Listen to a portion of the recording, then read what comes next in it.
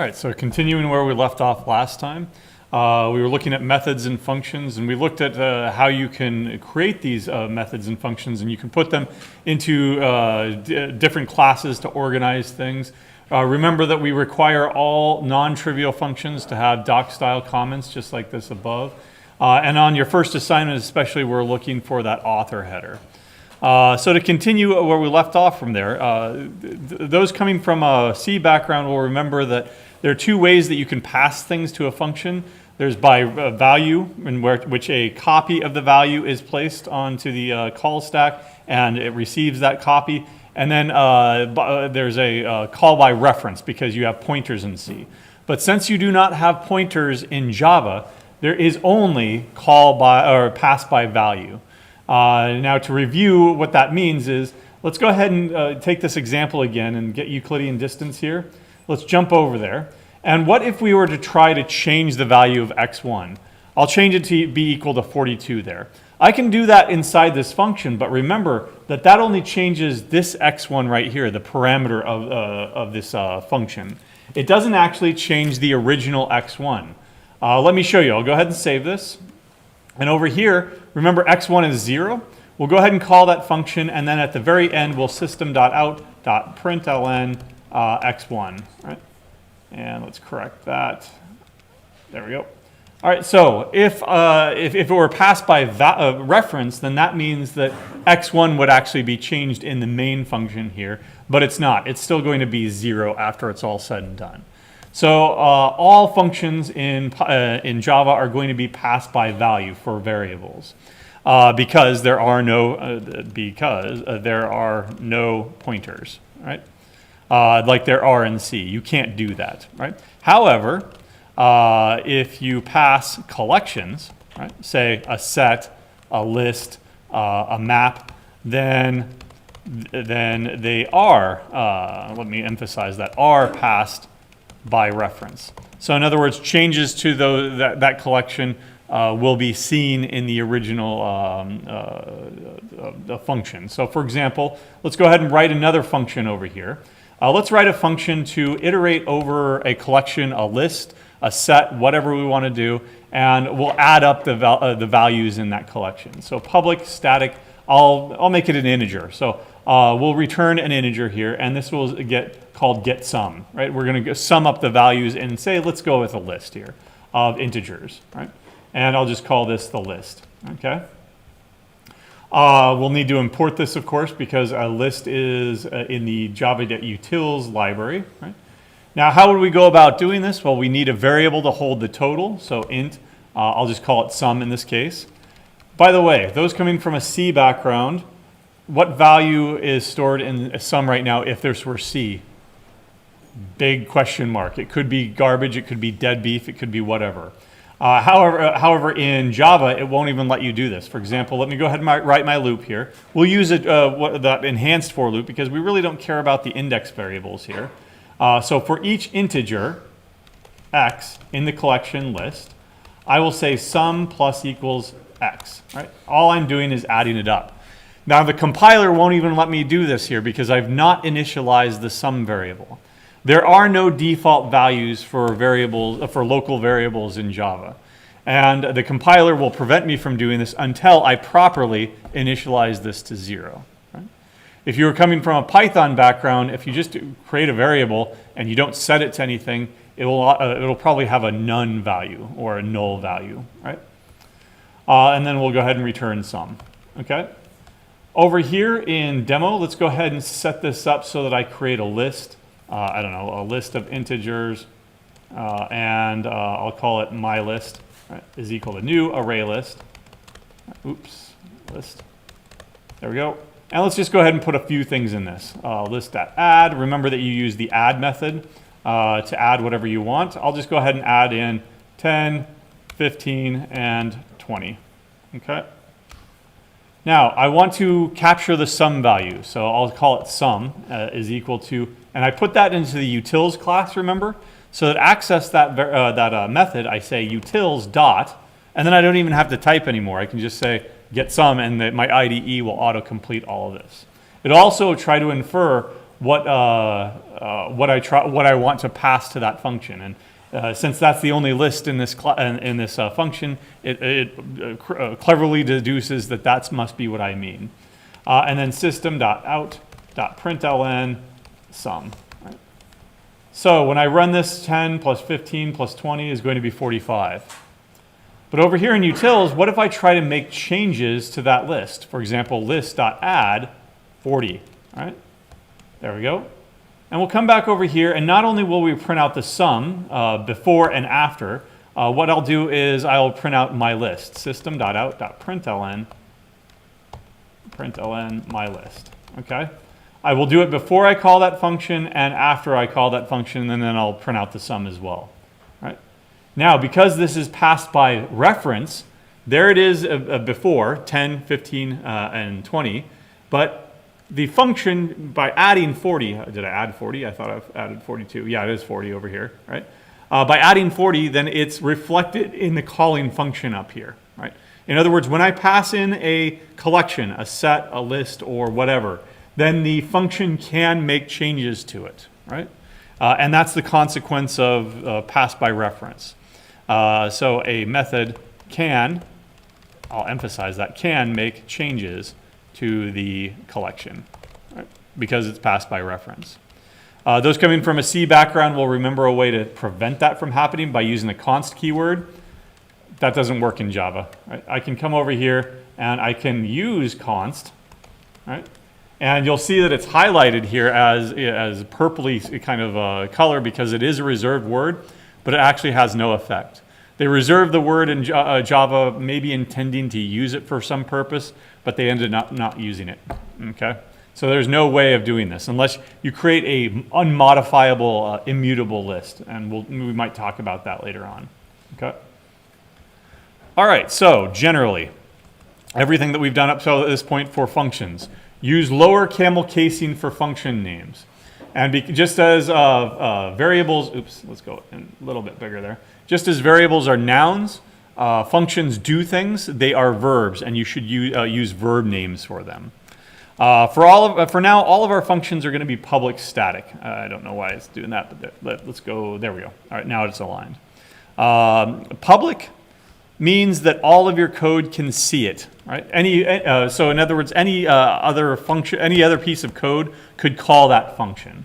Static means that the class that it belongs to the class, and therefore you invoke it with the class name, then the dot, and then the function name and whatever parameters you want to pass to it. Okay. We will look at alternatives. For example, non-static functions that belong to instances of the class. That's an object-oriented programming thing. We'll get into that in week 4, maybe at the end of next week. And then public, alternatively, in addition to public, there's private and there's protected. Again, that gets into object-oriented programming that we'll eventually talk about. Another thing that you should be familiar with is that Java supports method overloading, right? That is, you have more than one function can have the same name. The example that I've got here is math.abs. First of all, what does abs do? What do you think? Absolute value. Now, if I just leave it like this, right, it doesn't know which abs you're doing because there are 4 different versions of this, right? Let's go ahead and look at this. There's a version that takes an integer and returns an integer. Let's go ahead and search abs. There's a version that takes a long and returns a long. We haven't covered longs, but those are 64-bit integers, so you can represent much larger numbers, but you're still limited. There is a version where abs. There's a version that takes a float and returns a float. There's a version, oops, the last one, you saw it really briefly. The last one was it takes a double and then returns a double. That's what function overloading is. You can have a function with the same name. Those coming from a C background will remember that we had multiple functions. Abs was for an integer. Fabs was for floating point numbers. Labs was for longs, right? And we had to name them completely different things because C did not support function overloading. Neither does Python. If you're coming from a Python background, remember that if you create a function called foo, that's it. That's the function called foo. You can't have multiple functions called food, but you can have that function take a variable number of arguments. You can pass in 3, you can pass in 2, you can pass in 1, so you can have the effect of overloading, but you don't have actual overloading. Again, this is an object-oriented programming thing, and C and Python, they're not object-oriented programming languages, at least primarily. Okay. Use the return statement to make sure that you are returning from the calling function. If you don't, your compiler is going to help out here. Right? If I forget the return statement there, it will not compile. It's now complaining that you have a non-void function. Right? You have to return an integer, but you're not actually returning anything. The compiler will prevent you from doing that. And thank you, compiler. Right? If you were to do that in Python, there is no compiler. Right? And if you forget the return statement, cross your fingers and hope it doesn't matter. What happens is it ends up returning none by default. Okay? You can have void functions where you don't want to return anything. Right? For example, if I removed this return statement and changed it from an int function to a void function, well, now it's all fine. Right? You're saying, I don't want to return anything from this function, and so I don't need a return statement. It's still best practice to have an explicit return statement, but you're not returning anything. There's just a semicolon here. Okay? Let me undo that, because I do want to return something from this function. Okay? All right, so once again, to reiterate, for this class, for the CSCE 156, all non-trivial functions require doc-style comments going forward. Okay. What is an example of a trivial function that does not require documentation? For now, main. Right? You don't have to put anything on the main. Right? I mean, everybody knows what the main method does. Right? Okay. Next topic. We need to get into file I/O because, of course, we're going to be storing things into files, and we're also maybe going to be persisting or saving things to files. And just as in any other programming language, with file I/O, file input and output, there are 3 main steps. You open the file. You process the file. If you're writing, then that's file output. If you're reading, then that's file input. Then you close the file. Failure to open the file means that you're not going to do anything, right? You're dead in the water as is. Failure to close the file, however, could lead to data corruption. If you open up a file and you write 10 lines and then you forget to close the file and you don't close the file, good luck. Those 10 lines actually might be in a buffer somewhere and not in the actual file on the disk, right? So closing the file will ensure that everything in a buffer gets flushed out to the actual disk, all right? So let's go ahead and start with the easiest one, file output, because you already know how to do it. Let me come over here to demo, right? And I'll just go ahead and get rid of all of this. Right? So I want to open up a file, okay? To open up a file, you create a file handle, F, right? And this is going to this is part of the java.io library, java.io, input output, right there.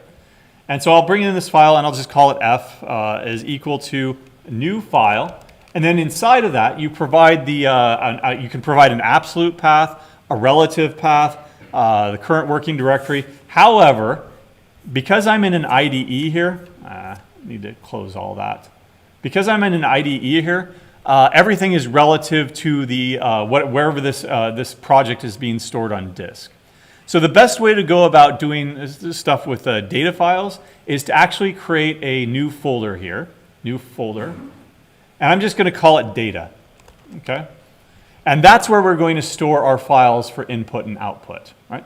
If you did something like, if you just said foo.txt, I have no idea where that's actually going to open. That's probably actually going to open in a bin directory somewhere. But everything is going to be relative to the project. So in the data folder, I want to open up a file called output.txt. Right? For the purposes of reading or writing, that gets into how to actually use it. Right? There are dozens of ways of doing this. I'm going to show you the absolute easiest way because that's the best way. Right? Print writer, PW. So if this is output, then I'm writing, right, is equal to new print writer based on the file that I just created, okay? This line on line 18, it doesn't actually open the file. It just says, okay, there's this idea of a file over there. Actually creating the print writer will actually create and open the file, right? We'll come back to why it's not working here in a second. But otherwise, once you've got the print writer here, or why it's not compiling, that is, once you've got the print writer, guess what you can do? You can use println, right? Hello, world. Right? You can use pw.print. What's the difference there again? If I'm using system.out.println, system.out.print, right? One of them prints an end-line character, the other one doesn't. Goodbye, world. And in this case, I have to manually enter in the end-line character there. And then finally, printf, if you wanted to format a bunch of things. For example, let me give myself some variables up here. As a review, if it's an integer, x is equal to 42, double y is equal to 3.5, and I don't know, string name is equal to Jane. There we go. All right. So what are the placeholders that I need to use? For an integer, it's going to be %d for an integer, right? A decimal number basically, or a digit, I guess it would be. What about y? That's a %, that's a floating point number, so it's going to be %f. And then for a string, right, hello, %s, Jane, right? And then here you need to provide an end-line character as well. X, Y, and name will then be placed into all those placeholders there, okay? So I opened up the file on lines 23 and 24 for processing. I processed it on line 25 through 27. What was the third thing I need to do? I need to close it. Right? And all you have to do is go pw.close, and you're done, okay? And that's it, right? Printf, print, and println, those are things that you're already familiar with respect to system.out. And so you can reuse those. Now, why is it not compiling here? I can't run it until it compiles. Right? Unhandled exception, file not found exception. We'll talk about exceptions here in a little bit more formally. But this is what's called a checked exception. You're going to find this all over the place in old school Java.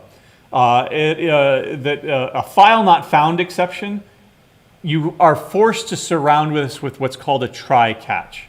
So I'm going to go ahead and click this, surround with try catch. Actually, I should have surrounded all of this stuff. Right, there we go. Right. So now let me walk you through what this code means. We're about to try something dangerous.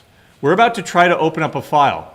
That file might not exist. We're opening it up for writing, by the way, so it'll create it automatically. But it could be that we don't have permission to create that file because that directory doesn't exist, or that directory's write access has been restricted to super users or something, and we can't do it. Right? Anything could go wrong here. In fact, a file not found exception could go wrong.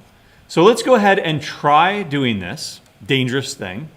If something happens, we will catch that exception, right? If we can't write the file for whatever reason, we'll catch that exception and then we'll deal with it right here, okay? How do we want to deal with it? Well, here's how I'm going to show you how to deal with it. If you go fishing and you catch something and you don't really want to eat it, what do? You throw it back, right?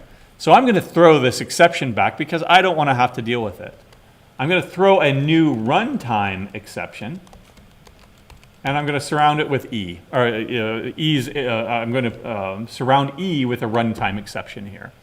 Basically, what's happened is, there was a failure. Right? So it threw an exception. I caught the exception, catch the exception, but I really don't want to deal with this, so I'm going to throw it back. At that point, I no longer have to surround that with a try catch. And it becomes what's called an unchecked exception.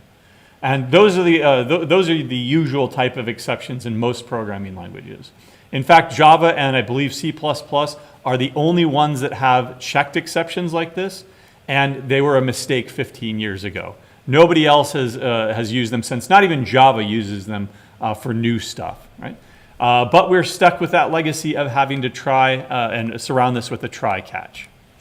Let me go ahead and show you this in action. It should work now. Let's go ahead and run this. Right. Didn't print anything, right? Well, that's because we weren't printing anything to the standard output. What were we printing to? a file called output.txt. I don't see it. Where is it? Sometimes your IDEs need to be refreshed. Let me go ahead and right-click this and come down to, where is it? Maybe I do it up here. Yeah, there we go.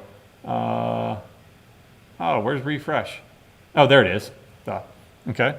And there is a quick key here, F5. If I refresh this, hey, guess what?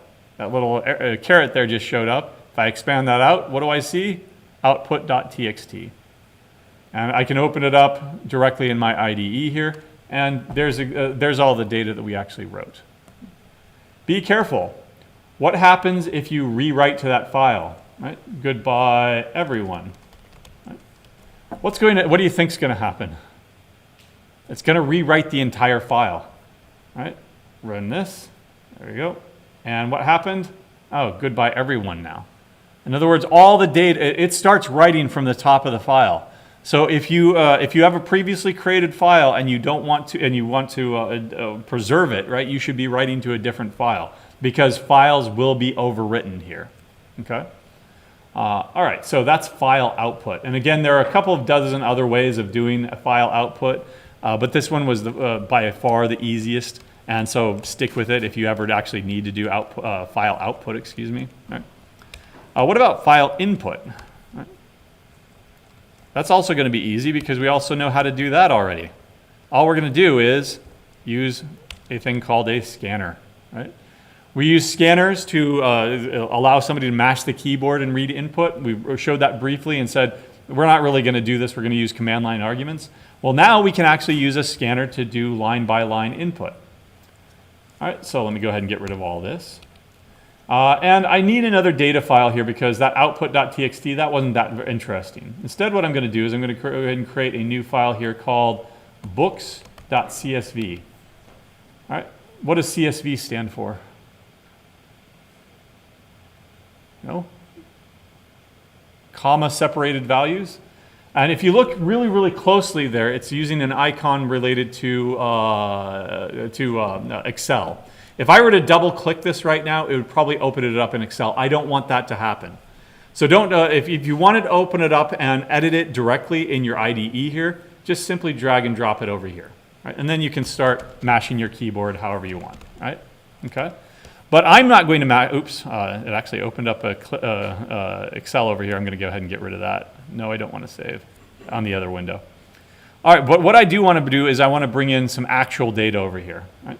This is data that, yeah, there we go. This is data that I pulled from goodreads.com. These are books that I've read, and that's why I call it book.csv.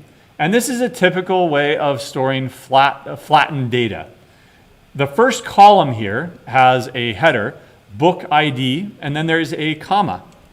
Then the next token or next piece of data is going to be the title, comma. Author last name, comma, author first name, ISBN, average rating, publisher, publication year, date added, et cetera, et cetera, et cetera. Okay? All right, well, let's go ahead and start processing that data. Actually, what we're going to do eventually is we're going to use that data to do a lot more.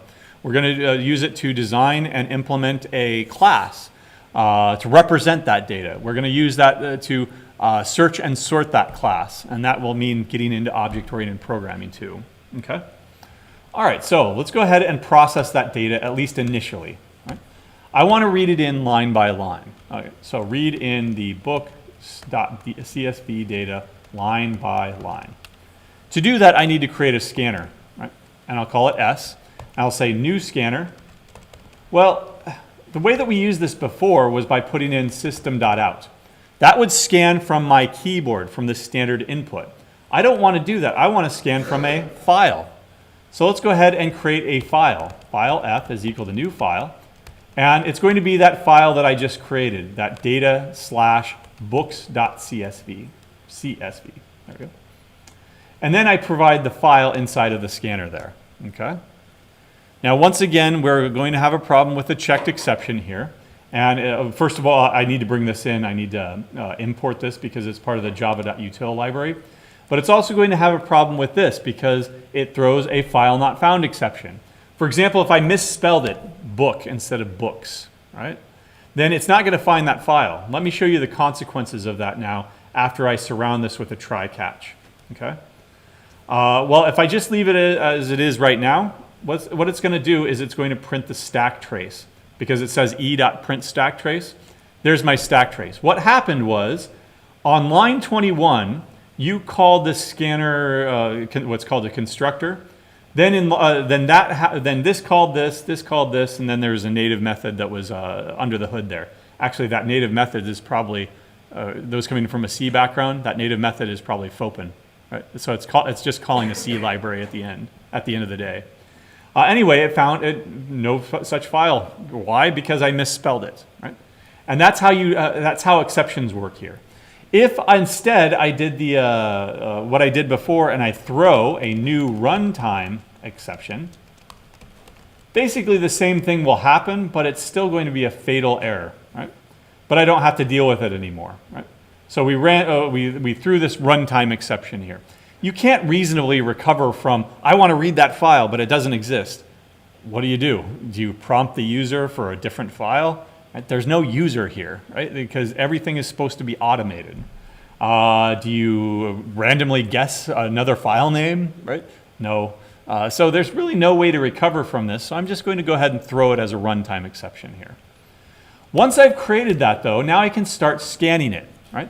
I could say s.next, like I could get the next byte, or I could get the next Boolean, or I could get the next double or float, et cetera, et cetera. But if I'm looking at this data, that's kind of complicated data, right? Each line is a piece of data that is separated by a bunch of commas. So what I'm going to do is I'm going to read the line, right? Next line. I'm going to read that entire line in, and I'm going to store it into a string called line, okay? And then let's just go ahead and print it out, right? System.out.println line for now, okay? Just to make sure that this works. And let's spell the file name now correctly. Right? There's the first line. All it's doing is reading the entire first line all the way to the end and printing it out. Well, what if I wanted another line? Right, let me go ahead and grab all of this code. Let's read the second line and print it out. Right. There you go. Now there's two lines. Let's read the third line, the fourth line, the fifth line. Should I be repeating myself like that? Right? At least not this way. How should you do this instead? I want to read every single line all the way to the end of the file. So what kind of a structure? What kind of a control structure do I want? And why did you immediately go to a while loop? So you can determine when it ends. Right. You don't know up front where it ends, right? Unless we give you a hint like the first line contains the number of lines that you should read, right? Like in your assignment 3 or your assignment 0 exercise 3. We conveniently put that at the top of the file for you, and that's all that you should be reading. So you could use a for loop if you had that kind of information. I don't have that kind of information here. So instead I'm going to read it as a while loop. I'm going to say string line is equal to s.next line. It automatically advances to the next line, by the way, system.out.println line. Right? But now, what condition do I need to put in here? Hey, there's a bunch of has. Right? If I want to read the next integer, well, does it have a next integer? If I want to read the next double, does it have a double? Right? Does it has next double, has next float, has next int, et cetera, et cetera. Well, if I'm reading line by line, I want to know, does it has next line? Right? And that's all you need. Right? While you have another line to read that line and print it out. When you don't have another line to read, it then breaks out of this loop. What should we be doing at the end of that loop once we're done? We should be closing the file. And in this case, it's going to be the scanner that we close, s.close. Oops, there we go. Because again, 99 times out of 100, it'll be fine. It's that one time out of 100 that you fail to close it, and then it corrupts your file entirely. Okay? All right, let's see. Does this work? All right, there we go. I read every single line. All I have to do is scroll all the way up. Book, then 8127, and then the last book that we read was 1706, which is Coraline. And is that true? 17? 061 Coraline. Right? Great. So now I have code that goes through and reads every single line. I want to do more than just print them out, though. I want to actually process them. Right? I want to process the data in each line. ... Okay. What I mean by that is I want to pull this data, and let's go ahead and get rid of that. We don't need that anymore. Let's bring this over back and restore it. I want to go ahead and split out, there's the ID. There's the title, Anne of Green Gables, right? There's the author's last name. There's the author's first name. There's the ISBN, et cetera, et cetera, et cetera, right? Now, if you're coming from a C background, right, how did we do that? When we dealt with CSV files like that, how did we break it up? str toke. Toke was short, TOK was short for tokenizing. We want to tokenize, I should be doing this inside of the loop here, sorry. We want to tokenize each line and get each piece of data separately. There we go. And I just copied this over to remind myself of what it looks like. Let me go ahead and put that into a comment instead. Ultimately, what I would do is I would get rid of this stuff because remember that stuff is called cruft. We don't want that in our final code because our code should be self-documenting. It's okay to keep it as you go along just as an outline or something, but once you're done, you need to get rid of it. Right? I'm leaving it in there, by the way, because when this is posted to the notes, you'll have directions on what we were doing. Right? All right, how do I tokenize in? I tokenize in C by using strtoke, which is actually quite complicated. How do I tokenize in Python? If I want to process CSV data in Python, how do I do it? Did anybody do that in 155A? No? All right, well, it's the same way that you would do it in Python. I would split it out, .split, right? Now, how do you want to split it? In other words, I want to chop it up into all of its tokens, right? How do you want to split it? I want to split it along commas, right? If you had a different way of doing stuff, if you had, like, say, tab separated values, which are those are also part of Excel, right, or recognized by Excel, I'd say split it along every single tab. If you want to, you can split it along semicolons. But since this is CSV data, comma separated value data, I want to split it along a bunch of commas. Now that returns a new array of strings, right? And I'll call it tokens because that's exactly what I'm doing. I'm tokenizing it, okay? Let's print that out just to show you that it is indeed working. System.out.println arrays.toString tokens. I demonstrated that arrays.toString when we talked about arrays very briefly because it formats it in a very nice manner here, right? Okay, so now instead of having just one giant string, I have an array of strings, right? The Grim Grotto, Slippery Slope, et cetera, a bunch of Lemony Snicket books right there, okay? All right, so I'm pretty sure that it works so far. If you want to now, you can go ahead and split those out into each one of those pieces of data. For example, if I were to isolate the book ID here, what type of variable would it be? Is that a string? No, what is it? It's better to represent that as an integer. Book ID is equal to tokens of, that's the first token. Can I do that? Can I assign a string to an integer? No, those are incompatible. How have you been converting command line arguments, say on your first assignment, the first exercise, where you have to read in a point, right, x and y, and then you have to deal with that point mathematically. You had to convert it over to, say, a double or an integer. How do we do that? Integer.parseInt, since it's an integer in this case. And I lost my tokens. There we go. Okay. That's the first token. What about the second token? That's a title. That's still a string, though. Title is equal to, no conversion here necessary at all, right? The second string author last name is equal to token sub 2. String author first name equals token sub 3. Got to fix that. What else is there? There's an ISBN. What is an ISBN, though? That looks like, unfortunately, they're not going to have another example of what an ISBN should look like. It's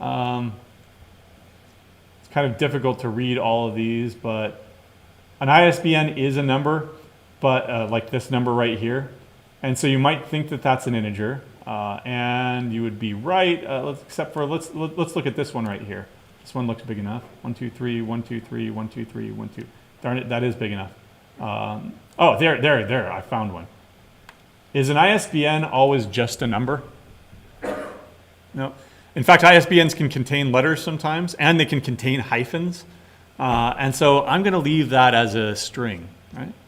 I would find out really, really quickly if I tried to parse that, what would happen? It would throw an exception and I'd get a red wall of text saying something went wrong, right? So string ISBN is equal to tokens of 4. And here's a good debate, right? Should it all be, it's an acronym, right? And acronyms are okay in the context if you know what they stand for. But do I follow the same lower camel casing convention, ISBN? That looks ugly though, right? So that's one of the exceptions to the guidelines or the rules, right? Acronyms, you can probably go all lowercase there, okay? String, average rating. Ooh, average rating. What type is that? Is that a string? By the way, it's on a 1 to 5 or a 0 to 5 scale. For example, let's see, Neuromancer right there is 3.89. Right? Oh, by the way, another IDE trick here. If you want more real estate on any tab, you can always double click and it'll expand it out. You can double click on it again to restore it. Right? So let me come back over here to demo. Right? That is going to be a double. Right? Oops. Double. Okay. And how do I parse a double? Just like I parsed an integer, but I use double.parse double. And that will be tokens sub 5. There we go. I'll let you do the rest of them. We've seen it now, at least a variety of how do you do integers, how do you do strings. Like any good programmer, if I'm going to eventually complete this, what do? I leave it to do. Finish this up, right? There we go. Why do I do that? Because if I come down to my tasks here, I can see that, oh, I just still need to do that at some point. Right? But otherwise, I'll just go ahead and print something out. System.out.println. The title, %s, by %s, comma, %s. Right? And I will, that's println. I would need printf. And then I'll end the line here. All I'm going to do is modify this so that it's printing out the title, then the author last name, author first name, in a nicely formatted manner, okay? Let's make sure that it was working, and again, I'll leave the rest of them to you or later on, right? Oops, oh no. Number format exception for book ID. Not all book IDs are numbers. Let's come back over to the file here, and I'm gonna jump up to the top. What's happened? Well, first of all, this red wall of text, is it telling me what line number it happened on? Nope. So I could surround this with a try-catch. It already is surrounded with a try-catch, right? And instead of catching a file not found exception, what I could do is I could catch any old exception, E. And I could print out a little bit more information about that. System.out.println, something went wrong on this line. Right? And I'll print out line. Now, unfortunately, that means I'm going to have to expand the scope of this. Come on, don't. String line. And then I won't declare it right here. Instead, I'll declare it out there, and then it gets reset every single time. I need to initialize it, though. I'll go with null. There we go. There. And now I'm going to get a little bit more information about what happened and where. All right, let's run this. There we go. Something went wrong on the first line. Is it obvious now when I try to convert book ID over to an integer? Is that going to work? No. But now I've got a little bit more information, right? But it's also in black. I want it to be in red because it's an error. Let me change out to error. And you can print to the standard error, and that'll appear in red now. Something went wrong on the following line. Okay. How do we address that? I just need to burn the first line. right? So what I'll do is I'll repeat myself up there before I go into the while loop. Right? What that'll do is that'll read the first line, but then it won't actually process it. It'll just throw it away. Right? Let's see if that works now. Ah, nice, up until some point. Anne of Green Gables at the top, and then at the very bottom we got to carry on, Jeeves, and then something went wrong here until the end of time, blah, blah, blah, blah. I'm not sure what happened there. What did happen? For the string Brian. All right, so something happened there. We've got some bad data or something. Mind matter until the end of time. Here, let's just search by this. And something happened there when we were trying to read Brian, which I'm sure is a first name. Find verify. There we go. Ah, okay. So, CSV data. There's a token. Where's the next token? There's a comma that's part of the title of the book, right?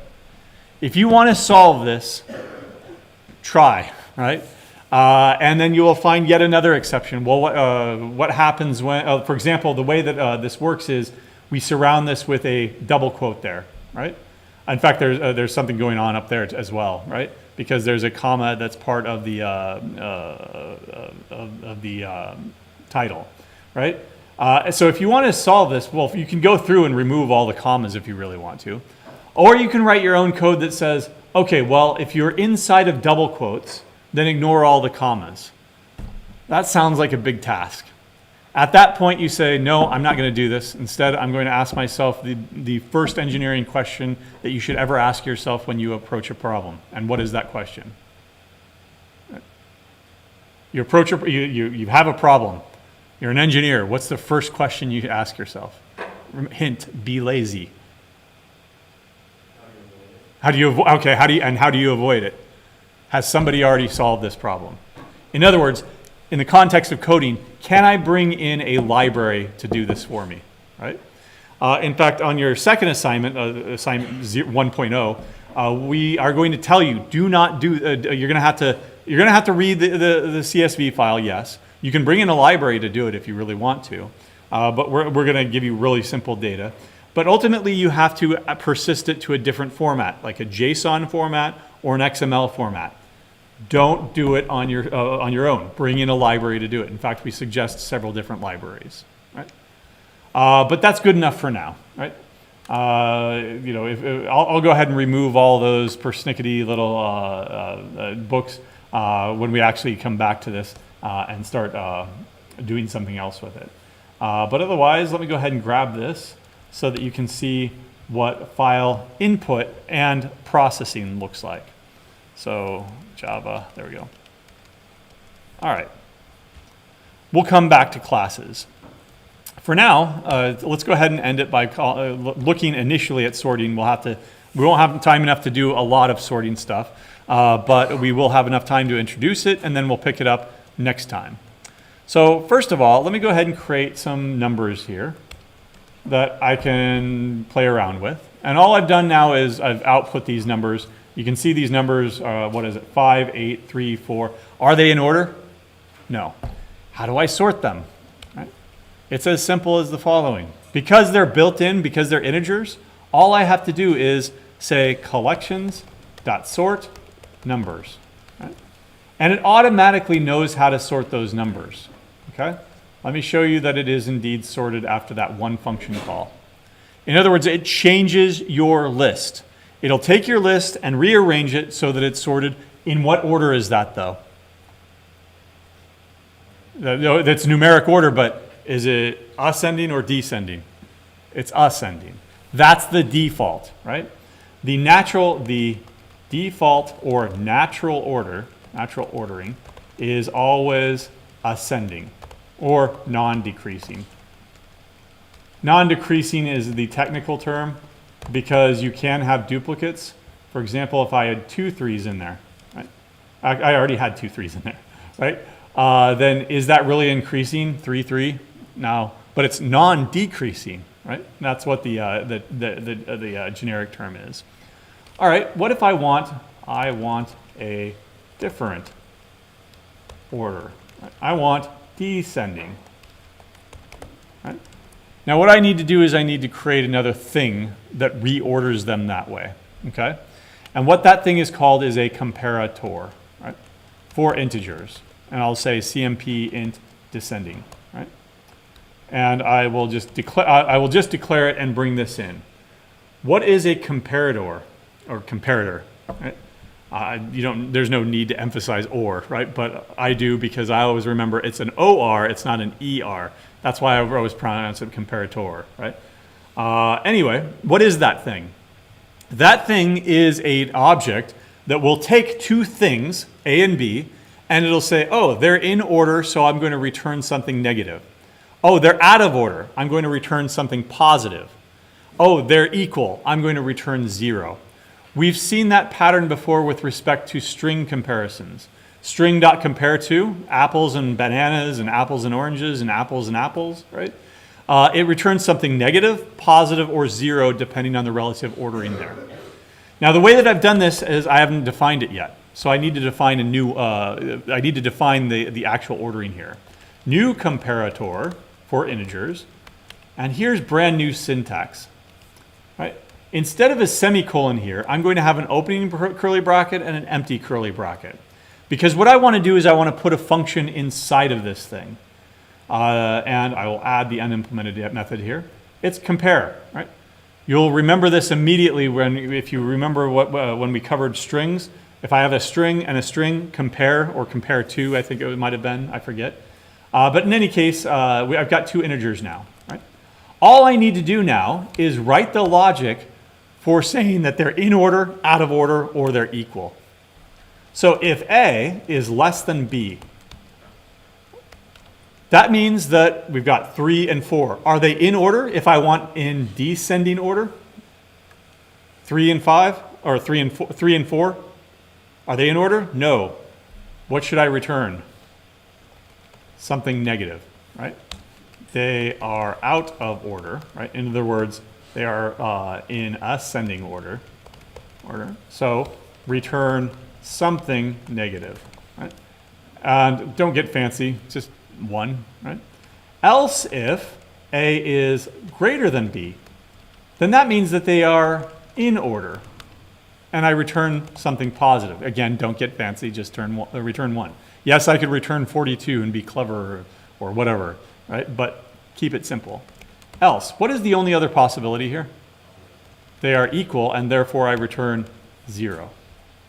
Once I have that, what I can do is I can call the sort method again, collections.sort numbers. But instead of just the numbers, I will also pass in this comparator called CMP int descending. Right? And we're short on time here, so I'm going to copy and paste that. And the default order was ascending. This custom order is, oops, sorry. Did I get it wrong? Oh, what did I say? They're in 1 and -1. There we go. They are in order, so return something negative. They are out of order, so return something positive. There we go. I just had him switch, sorry. There we go. Now, what order is it in? Descending order, right? All you need to do is create a comparator. On Monday, I'm going to show you an even easier way of doing it with the built-in types and other things, and eventually our own user-defined types. Okay? But otherwise, the only thing you have to do is sort. Integers, doubles, strings, they're all built into the language, and so sort knows how to sort them, and you're good to go. All right, I'll see you on Monday.